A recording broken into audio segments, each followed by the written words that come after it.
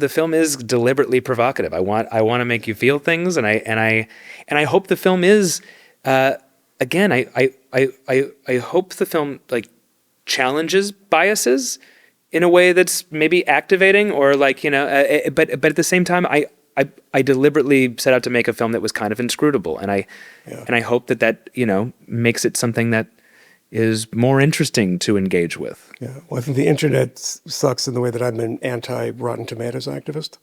Because my God, well, let's join forces.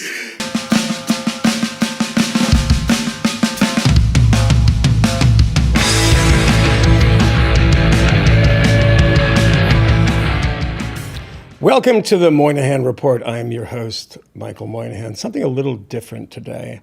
You know, I tend not to read movie reviews. I don't have a ton of interest in what some kid from Oberlin College thinks about the latest A24 movie. But I did make that mistake recently, and that's why we're at this episode. But occasionally a film is so uniquely awful that like everyone agrees on it, and it gets the 0% on Rotten Tomatoes, and we all laugh. But do we need this? Because, you know, the word of mouth, if a bad movie is bad, will suffice. But periodically, just periodically, reviews are useful. And they're useful in a way that the reviewers don't believe them to be useful. We never talked about it. But in the case of the new film Eddington, which is a sort of, I'm going to call it a horror Western satire. Can we just talk? Can just the two of us? We are. By the celebrated director Ari Aster. And you'll probably know him from Midsummer, Hereditary. He's a kind of up-and-coming director, and he's very good. But the reviews of this film, his new film, Eddington, were rather polarizing. This is a phenomenal film. I just saw it. I recommend people see it. But the reactions have been pretty different from different people. Stars Joaquin Phoenix and Pedro Pascal. But to the reviews, I just was reading these things, and they're pretty mixed. Some are great. Some of it, Bill Hader, the actor Bill Hader, called it a masterpiece, which maybe a little overstatement. I thought it was a good movie. But they've been mixed, but they've been universally stupid. If they could be positive reviews, negative reviews, they were all very dumb. So what happens if there is a political theme to a film? And there is a political theme to this film.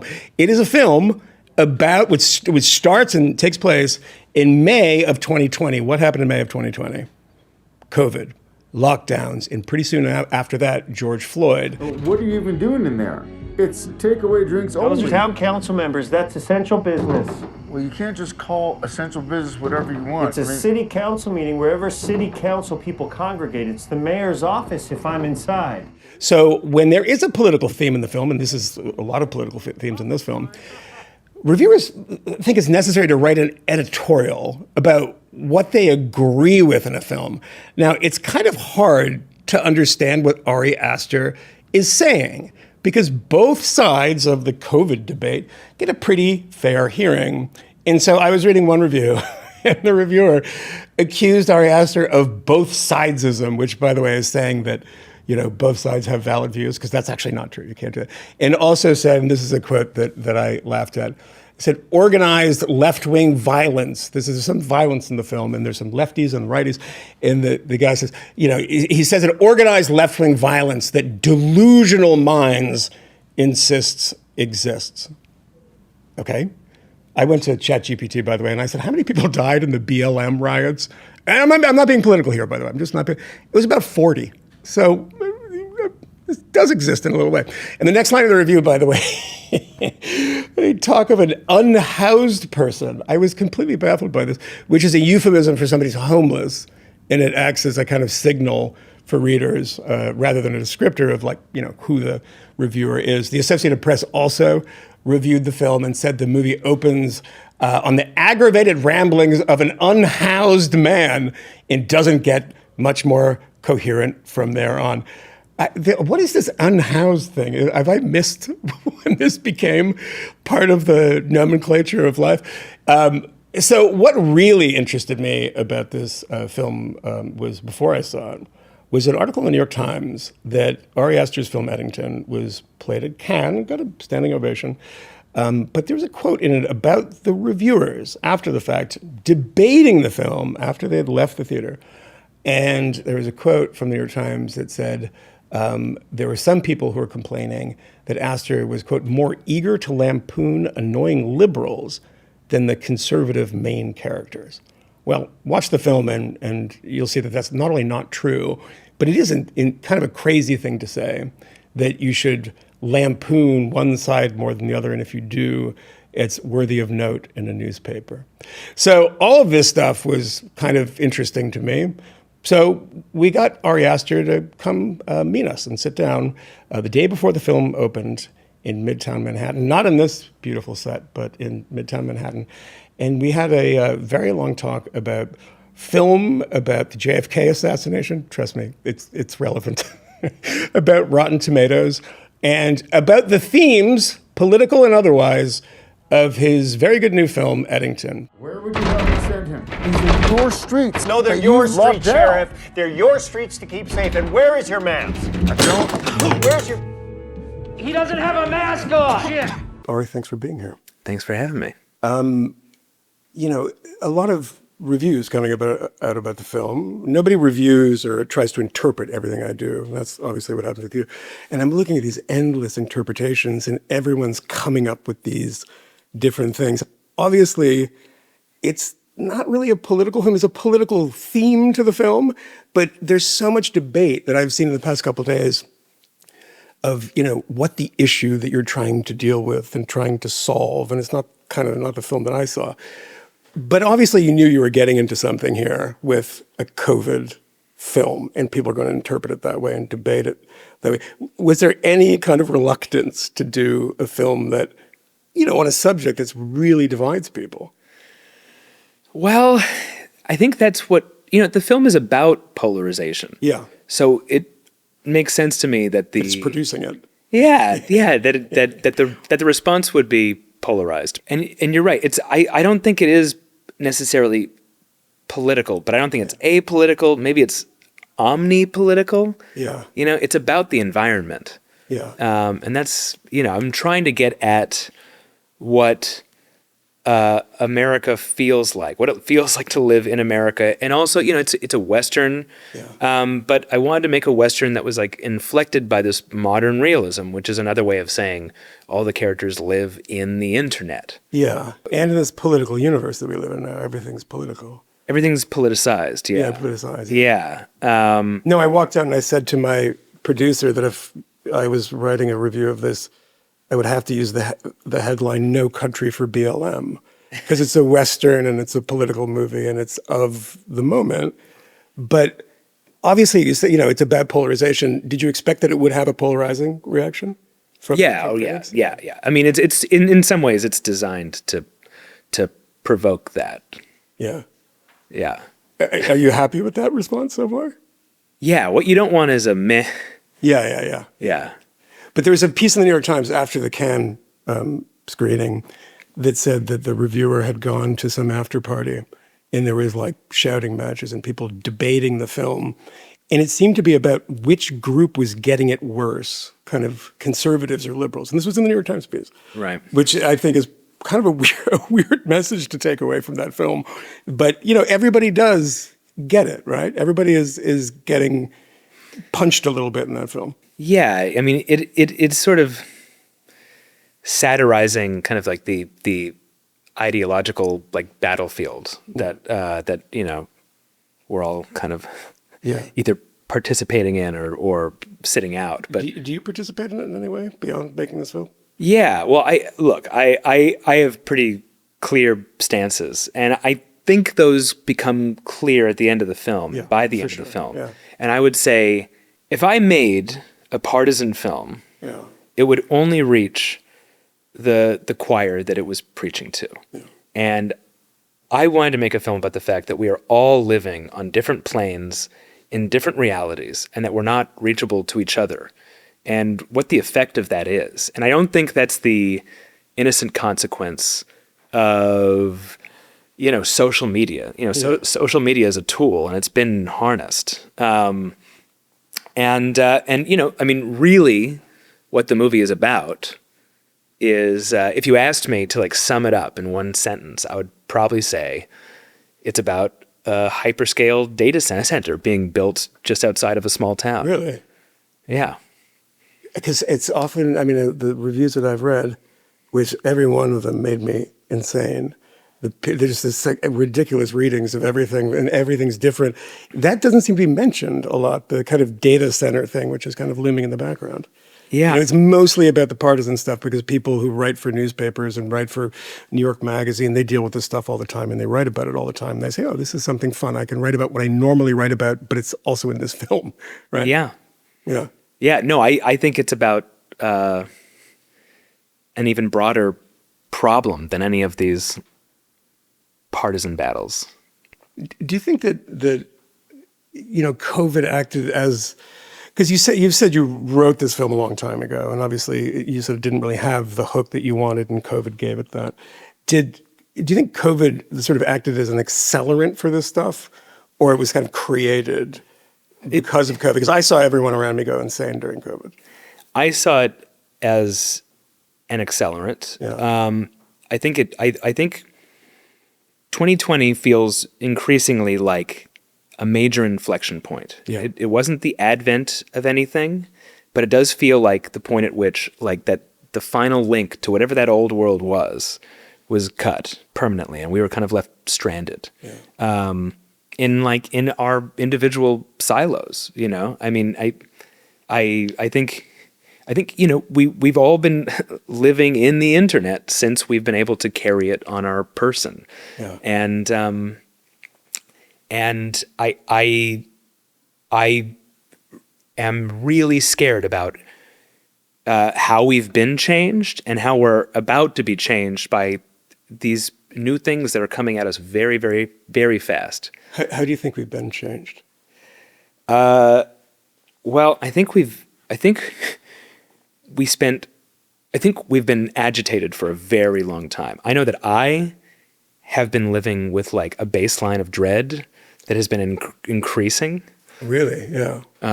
Personally. What is that dread? I don't know about you, but Yeah. I'm finding it harder and harder to like even fathom or look at the future. Yeah, I'm the same way. Yeah. And It makes it hard to live. it makes it very hard to live, I think. And I think we're living out an experiment that has already failed, but instead of, you know, that course being corrected or you know, the momentum being slowed down, Yeah. it just feels like the people at the levers are, you know, strapping jetpacks Yeah. to. Yeah, no, it's hard to live through it. I mean, I think of the Joan Didion quote, you know, we tell ourselves stories in order to live. I mean, to get through some of like looking at the future, which I look at with a certain amount of dread too. But watching your film and then reading about it afterwards, or reading people's reactions to it, I realized that COVID is no longer about death. Yeah. It's no longer about victims. It's no longer about people suffering and, you know, on breathing apparatuses in Italy during those first couple of months where people are dying en masse. It's about politics. It's about tribes. It's about masking. It's about things like that. It's become this kind of separate tribal issue. And when everything like a mass event, like a mass death event becomes that tribal, Yeah. it's pretty worrying. And I thought that I mean, to be frank, I loved the film. I thought it was fantastic. Thank you. And that's looking at that, I thought that everybody was sympathetic in a way too. Yeah. And you understood them also, even the batty mother who, I've met a million of those people because I've covered Trump rallies. And I once went to a Trump rally and I asked a woman why she was there. And she said, I'm here to meet my friends. I said, oh, who are your friends? She'd never physically met them before.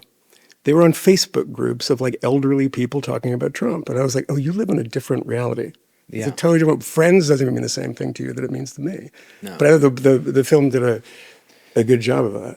Well, thank you. I mean, I wanted the film to be empathic. I just see it as a film that's empathic in multiple directions, and some of sure. them are oppositional. Yeah. But, you know, for me, if the minute that I start to condescend to any of these people, the film fails and becomes just, you know, just not interesting. And a big part of writing the film was me going back out to New Mexico. That's where I'm from. I grew up in New Mexico. Yeah. I started writing it while I was in New Mexico. That's where I was for a lot of lockdown. And I went back out to New Mexico when I was sort of rewriting the script. Yeah. And I just traveled around the state and went to different counties and talked to different sheriffs, went to small towns, talked to police chiefs, mayors, just public officials, went to pueblos, and I just talked to as many people as I could to get as broad a picture of the political climate of New Mexico, and just the landscape, and just but I discovered a lot, and it was really useful, and the movie got away from me in a way that was necessary for it not to be just me, just kind of in the lab doing it, right? Yeah, and just doing different voices for different characters. Correct, like just really, and some of these characters are modeled on a lot of these people I met. Joaquin Phoenix's character Joe Cross is based on this one sheriff that I love. I really found him fascinating, and compelling, and I knew Joaquin would as well, and I flew back out with Joaquin and introduced him to a few of these people I met, but especially this guy, and even his wardrobe is based on the way this guy dressed. He showed up and consulted on set a few days, and great stories. I mean, this guy had his own feud with the mayor of the biggest town in his county, and that mayor was a fascinating guy who hadn't been mayor for long. Before he went to town hall one day with a gun in his holster, and they asked him to leave, and so he ran for mayor on the platform of, if you go to town hall when I'm mayor, you can't come in without a gun. Oh yeah, and he won. And but does that make you? I mean, I someone asked me yesterday. We were doing a kind of call-in thing, and someone who was going to journalism school said, should I go to journalism school? My answer was no, but asking for tips in journalism, and I said, just get out of the building, because the number of people that I know in this city that report on things from an office on the Lower East Side or something, and don't go out and talk to people. And the reason that I think it's important is not to get better quotes and everything, but it's the empathy thing. Yeah. You cannot go to a Trump rally, as I'm not a Trumpy person.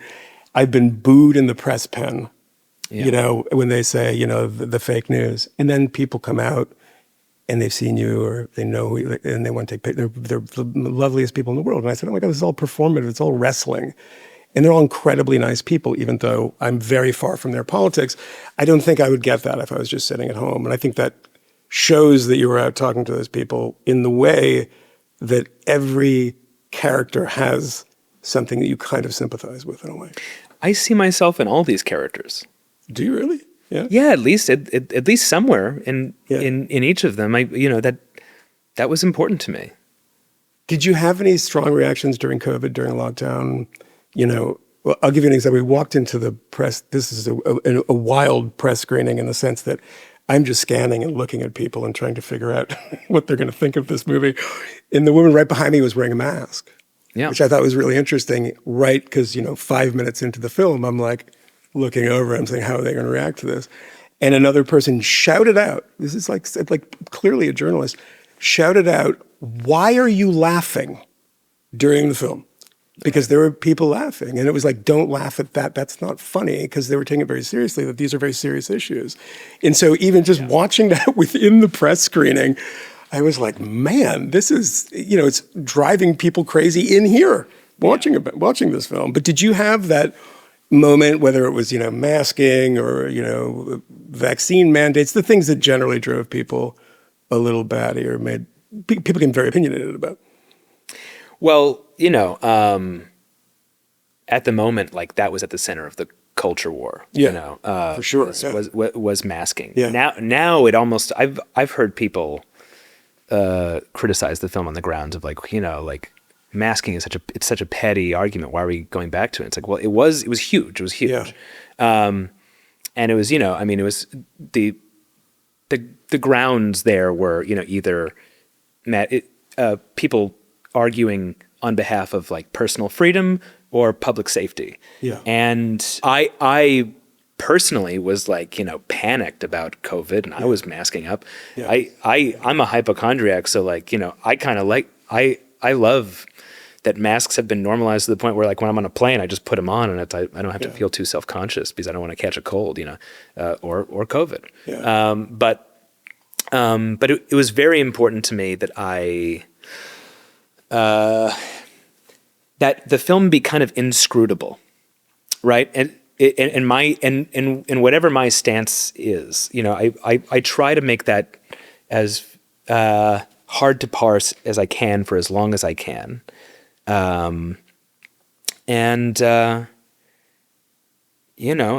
also to make sure that the people who are maybe, closer to whatever I believe, to make sure that I'm turning a mirror on myself and turning a mirror on that side, as well as trying to find as much of the humanity as possible in the people that I disagree with, because really in the end, I think we're all in the same situation and we're all subject to the same forces. Yeah, I mean, this New York Times article from the Cannes thing had a line that I sent to about 20 friends. And it was something to the effect of, and look, I can get you where your sympathies are, and I can get that you're sort of roasting people in a sort of equal way. And there was a line in the New York Times piece that said, one of the debates was people saying that the liberals were getting roasted more than the conservatives in this movie. Yeah. I don't know who's tallying that in what that exercise is good for, to say like, well, they're getting it more than this way. But, I also think that's disingenuous. I think it's disingenuous too. I think it's like, look, it's in the same way looking at reviews when I saw one review this morning where there was a paragraph arguing about masking. Yeah. And I was like, no, that's not what this is about. I think you're missing the point of this. But when people are having those debates, look, I think that people reacting that way is telling in a sense that like, we shouldn't be making fun of those people, but we can make fun of these people. Yeah. Whatever we do, let's absolutely not self-reflect. Like let's. Yes. I mean, like everyone should be in the crossfire in a way, but I just thought it was weird that people would assume that there was a certain kind of ideology that you shouldn't make fun of because it would give people the wrong ideas. And that was essentially the argument that I saw a few times and heard a few times. Yeah. Well, I'm hoping that there can be some like solidarity in like a bunch of people possibly sitting in a theater and seeing like the collective absurdity of what's happening, and maybe recognizing yourself and like and I think it's worth questioning your own convictions and attitudes and ideas, and asking, where do they come from? Are they really mine? I don't know. I mean, you got a very hard laugh out of me because I've seen this so many times in life, when you have one of the characters spying a rather attractive woman in the book that she's holding and quickly Googling Angela Davis so he can go and have this. And there's a whole, this thing about the kind of performative liberalism rather than people taking it very seriously. And he's one of the more cynical characters. Yeah, sure. The girl that is holding the book, I think she's more sincere. Yeah. She doesn't see herself so well, and she's but she's not as much of a hypocrite. Like she's aware of her own hypocrisy. She's kind of like paralyzed by like a sort of self-awareness, and like an excess of history. But she, her heart is in the right place. It's just I think there are moments where she steps over lines that she's not conscious of.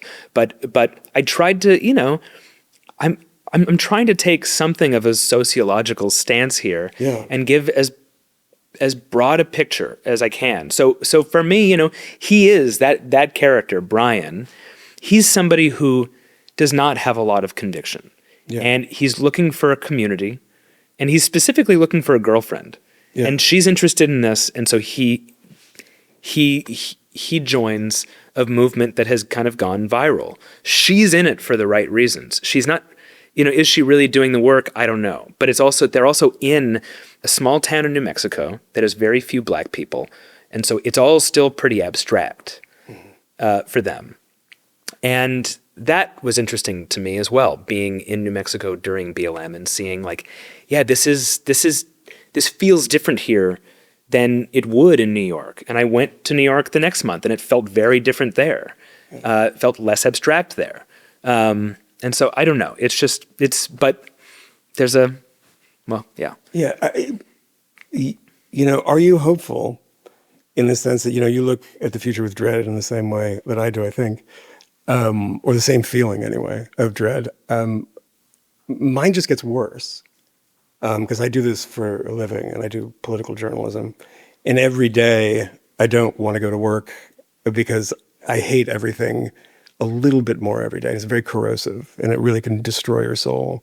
Like, talking for a week about a guy who committed suicide 6 years ago is like, what are we doing? Why is this a conversation we're having in politics? And I've kind of divorced it from Trump and from all this stuff, just, even in an ideological way. I'm not very hopeful. So I loved the film because it captured how I felt in so many ways and the things that I was observing too. But I didn't get a sense of hope from it because I won't give anything away, but one character you talk about, it ends in an enormous amount of cynicism with a couple of characters, right? With some characters. Yeah, I mean, it does, but I hope, maybe if there's something hopeful about the film, it's that it is a period piece. So yes, yeah. It's over. That time is.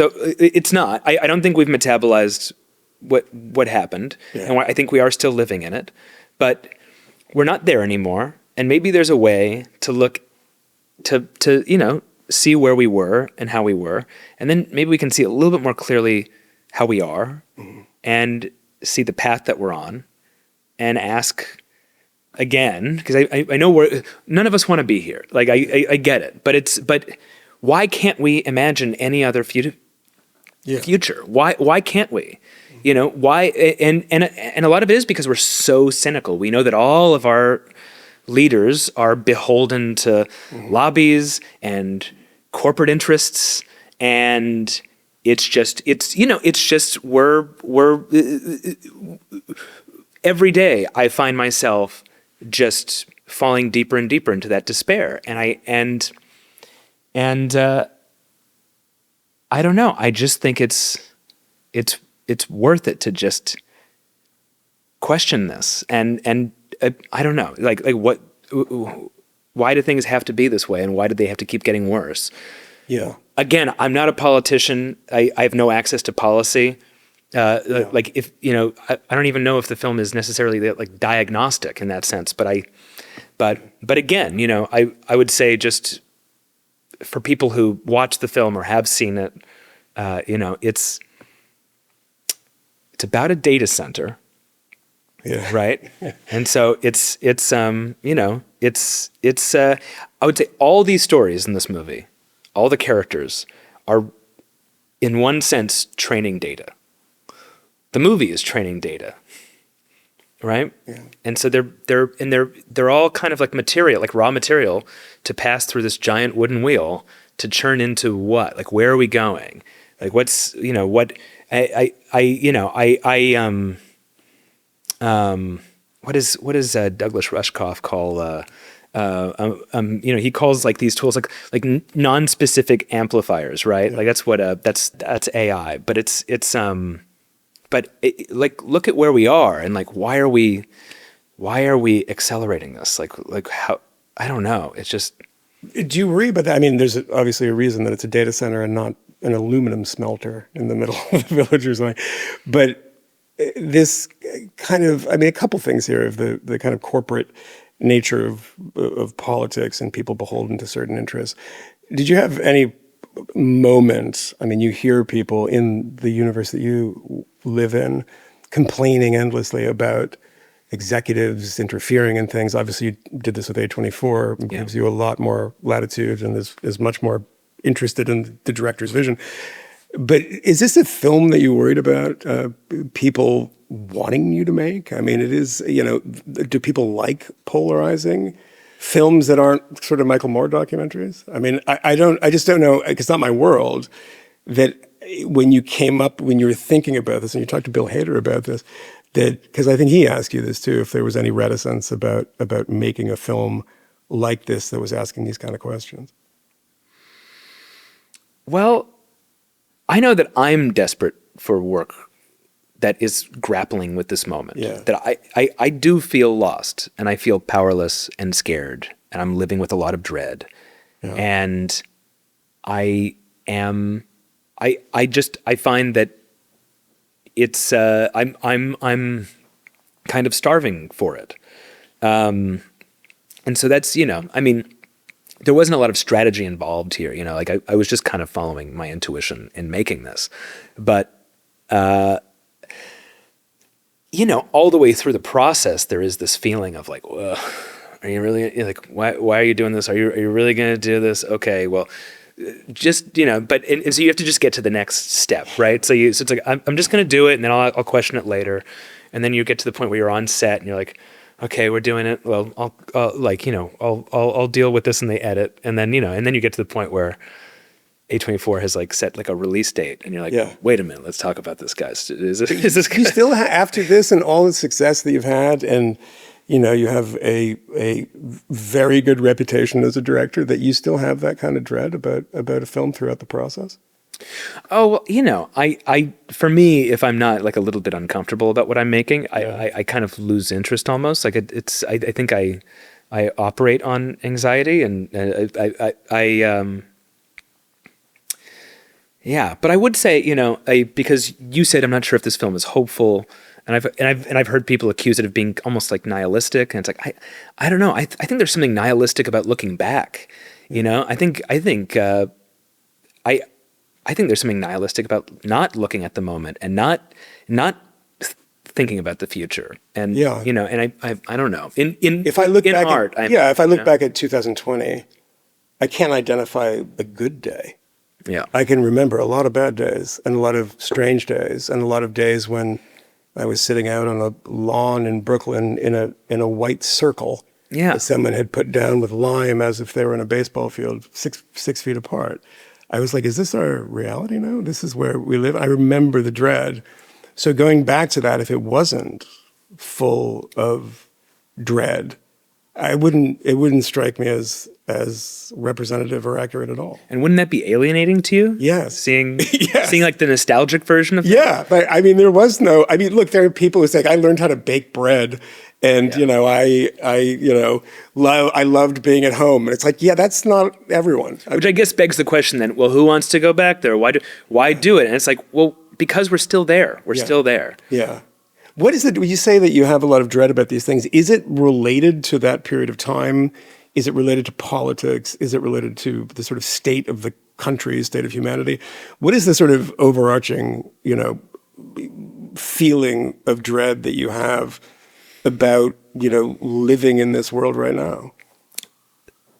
The fact that I think, that we've all become so fortressed off and stuck in our silos, and that we're all living in different realities. I don't know how to remedy this. I don't know how to fix it. There are people in my life who are very important to me, who are in different algorithms, and they're living in different worlds, and they're not reachable to me, and I'm not reachable to them when it comes to just discussing what's happening. And we're angry about different things. And it's only getting worse. And yeah, that's what I'm afraid of. And I'm afraid of, just the fact that this like age of distrust and this atmosphere of distrust is about to get so much worse. You think so? Already with AI generated. I'm trying to be hopeful. Yeah, You're making me feel. already AI generated video, right? I mean, like It's unbelievable. I'll say like the era of like video evidence or audio evidence is over, or at least video evidence or audio evidence that you can like trust. Yeah. And so and what's worse than that is if people still do trust it, because at this point there there was a period where in its like infancy, when we were getting those AI generated images where they were like really fascinating because they were hallucinating. Yes. And I was like, oh wow, they were kind of exciting because it was like, oh my god, like this is taking all of this human material and it's spitting out some like really like psychotic interpretation of it. It's like a fever dream version. Yeah. It's like this is what the machine like thinks of us and like that. But now that's over. And what's really uncanny about this moment is that it's not uncanny enough. Yeah. That it's just it's harder and harder to tell the difference between these things. And it's setting off less of a feeling of like repulsion in me. Yeah. Right? When I first saw those videos, I was like it was like they were grotesque and I was alarmed by them. But it was clear, and now more and more, it's just like reality is becoming more elastic and harder to parse. Oh no! I mean, how many times have I had, there's some insane political comment from somebody, which things are much more insane. People are saying crazier things than they ever have. So I usually presume it's real, but I have those moments that I'm like, wait, is that AI? And how does one adjudicate that by themselves in their apartment? And who do you trust? I mean, this whole thing of who do you trust? I mean, the number of people in journalism that are trying to stake out their world by being trustworthy, because that's what people desire. But all of this stuff, what effect does it have on creativity? I mean, this sense that there are going to be no more novels because AI can write them for us, I don't buy it for a second. Yeah. I think the human touch and the human experience is so necessary for it, and you cannot regurgitate it in a way. But there's a lot of people in your universe that are deeply worried about this. I'm worried about it, but it's tricky, right? I mean, look, first of all, they always told us, like, AI is going to come for the menial jobs first and then like, creativity last. And it's kind of the opposite. It's like absolutely the opposite. It's going for the creative first. It's like it's able to create like amazing images. It's not picking strawberries. Yeah. No. And I'm an image maker. I've spent my life, learning how to do this. And I'm doing it because when I was a kid, there were images that I saw that gave me a real sense of awe. And I think awe is dying off. It's a very good, it's an interesting observation. Like, I don't know if my daughter has that feeling of awe. I see things now that I'm just like, she just doesn't even respond to because it's incredibly like quotidian and normal to see this stuff that blows me away. Yeah. The lack of awe might create a kind of dearth of good, interesting content, maybe, Yeah. And look, I also think the healthier thing to do, just because this thing is here and it's too big to fail. Yeah. And I've seen what these machines can do. Yeah. Versus what would take a visual effects artist, months to achieve or at least weeks, right? And it's going to be hard to keep the studios away from this because I'm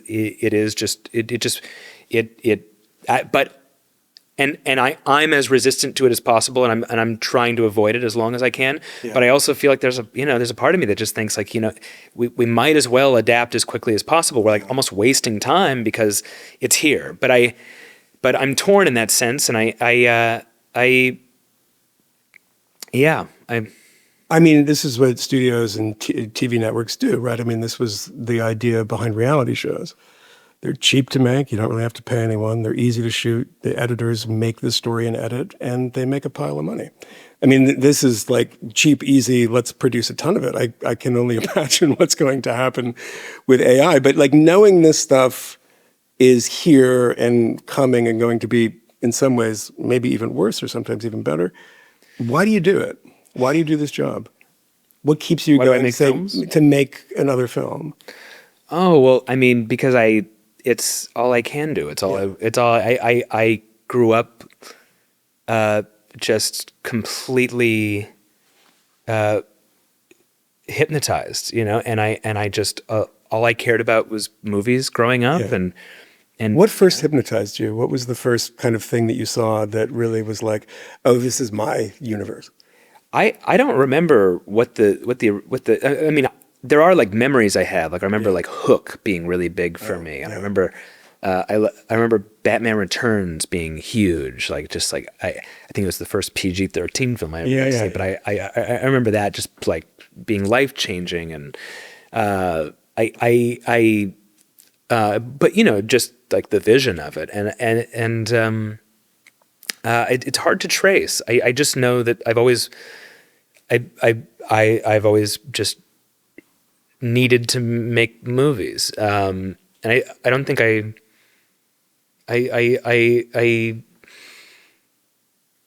don't know what else I could do at this point. I love reading books, but even but I write for the screen. I write to direct. And that's a different muscle than writing a novel, for instance. In college, I wrote a couple novels that I don't have the courage to look. You wrote a couple novels in college? Well, they were like, I wrote them over like summers.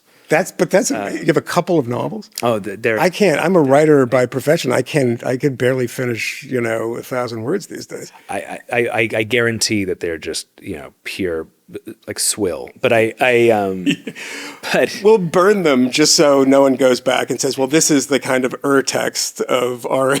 You don't want them to know about that. No. But did you ever go back and, I mean, it was interesting listening to you guys on the A24 podcast talking about films. And I think that I noticed when I rewatched things from when I was young and realizing that there was a different level to it, that there was something totally different than what I saw when I was 12 or something. One thing I watched the other day with my daughter, watching, Richard Lester's Hard Day's Night. So it's like, this is a Marx Brothers movie, number one. Yeah. Number two, it is like an absurdist movie in like almost every way. The story is just scaffolding for all these jokes and all the songs, but it's brilliant. It's so playful and so alive. And, and I think Bill Hader and I were talking about also the this great Soderbergh book about Richard Lester, kind of interviewing Richard Lester. I'm not sure if it's still in print, but it's great, and it's playful in the way that his films are. So it's very, it's really cool. Yeah, The Knack and How to Get It. That was a Lester film, wasn't it? Absolutely phenomenal. So great. Visual. I have no idea what happens in that movie, but I love it so much. But yeah. But do you object, by the way, to being called just a horror director? I see this in so many of these things. Like, I get that in a way, and I know that you're a fan of the genre. But do you see that this film, Eddington, as a horror film? No. I mean, calling me a horror director is accurate in that my first two films are horror films. My last movie is like this dark comedy, picaresque adventure that has, I guess like macabre elements. I mean, it is, it's bleak in a lot of ways. There's no horror here. This is I mean, I guess you could argue that there are a few scenes. That there are like horrific things. There's some horrific stuff. Yeah. But no, this is a Western. Yeah. And a dark comedy. By the end, it's an action movie. It really is a lot of things in one. I mean, it does turn into an action movie, and it's, I don't want to say too much about that. I hope it's surprising, I hope it's fun, and I really, and despite the fact that what it's talking about is, I guess is no laughing matter, I hope it's funny, It is a very funny film. This is one of the first things I thought about it walking out, but I have to say that my producer and I walked out of the film, and I looked at him and I said, I don't even know what to think right now. I don't know. That's a great feeling after a film, because what it requires of you is to think about it in the following days, in the following weeks. And I do a political show, and we have a big and very engaged audience. And I told everyone to go see the film. Didn't tell them anything about it. I said, come back and we'll talk about it. Because I suspect that everyone's going to take something different from this film. They're going to see it in a very different way. And I think a lot of those people, the ones that were, skeptical of masking and thought the government was encroaching on their freedoms too much, I think they will feel that, I'm, in the stupid parlance of today, I'm being seen. I feel that like it's not being treated in a nasty, condescending way.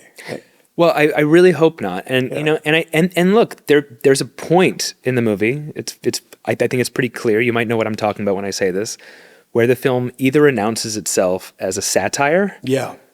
Yeah, a couple of moments. Yeah. Yeah, it's a moment with a plane. Also. Yes. Sure. Yeah. Yeah. Or where it announces itself as as a movie about what was really happening. Exactly. Which is like playing into the conspiracy kind of element of the film and the fact that this took over everybody's head. Well, the movie becomes paranoid too. Basically, it's about a bunch of people who care about the world and they know that something's wrong. They feel that something's wrong, but none of them agree about what that is or what the source of that problem is. Yeah.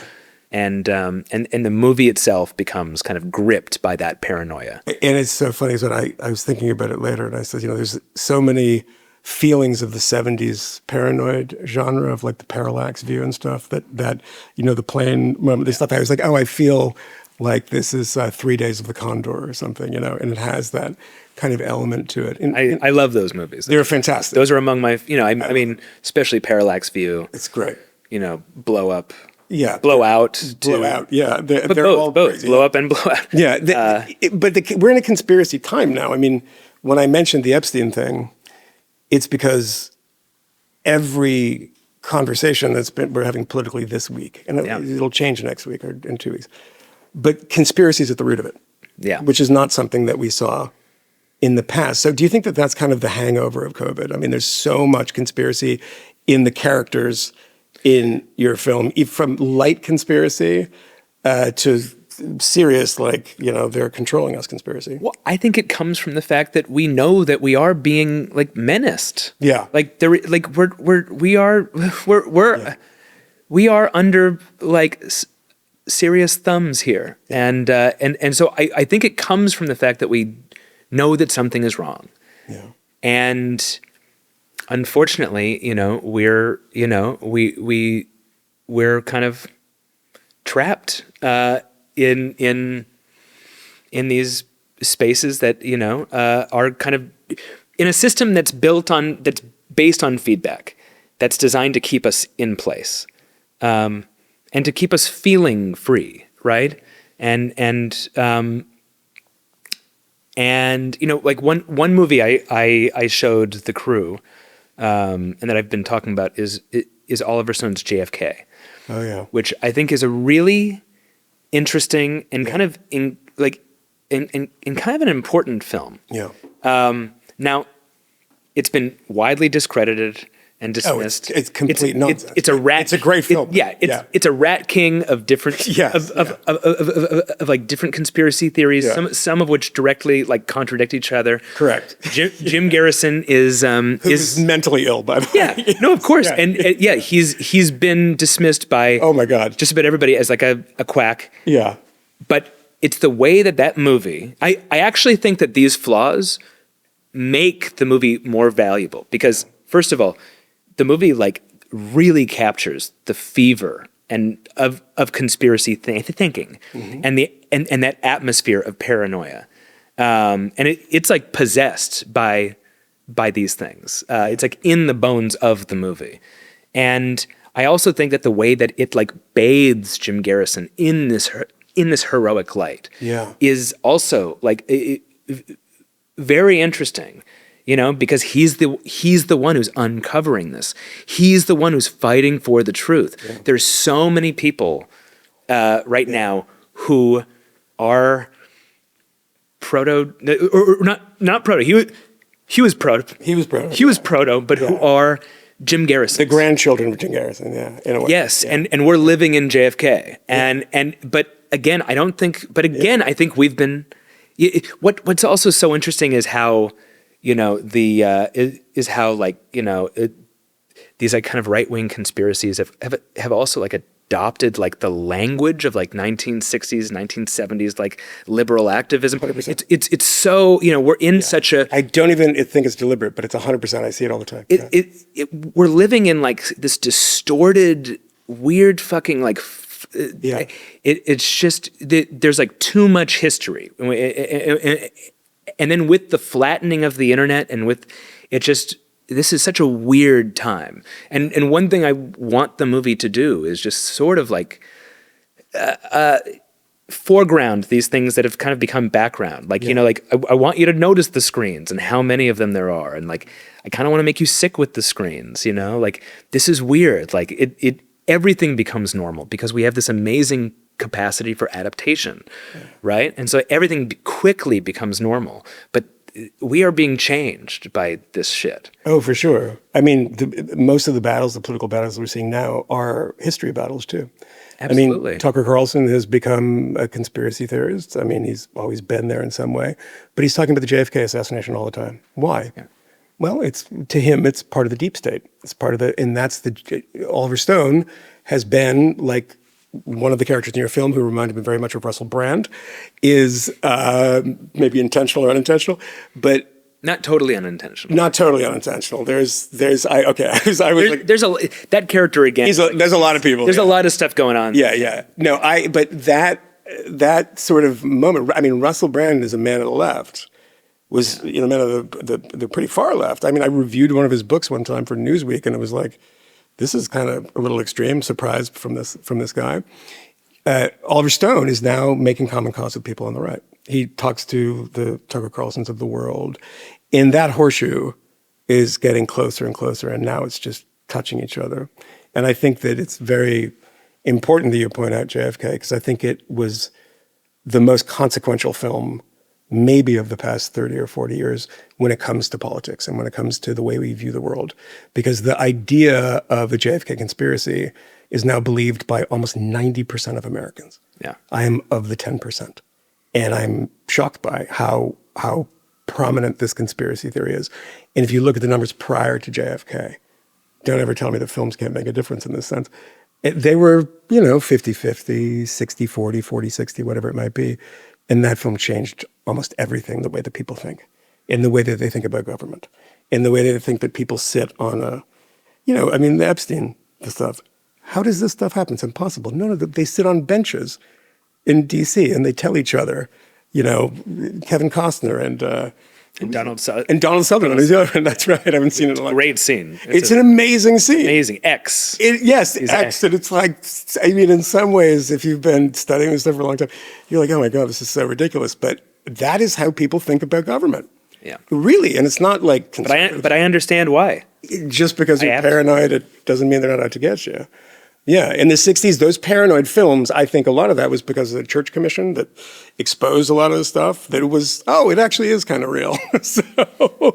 So we've created a lot of this world that we live in, and those characters of yours who, the older woman is somebody who will resonate with more viewers, I think, than anybody else, because we all have somebody in our family that suffers from ideological dementia. It's a thing about 70-year-olds that all of a sudden they go crazy with politics. It's very, very strange. But I was sympathetic to her in a lot of ways. So. I'm totally sympathetic to her. And then at the end, she's one of the relative winners. Yeah. I mean, I'm spoiling things. Just say. All right. Well, I've taken a lot of your time, so I'll just say, is this the last, or for the foreseeable future, the last film that deals with contemporary politics in a way that's either oblique or sort of direct? Probably not. Really? Yeah, probably not. It's a totally different reaction from your previous films. Yeah, I don't,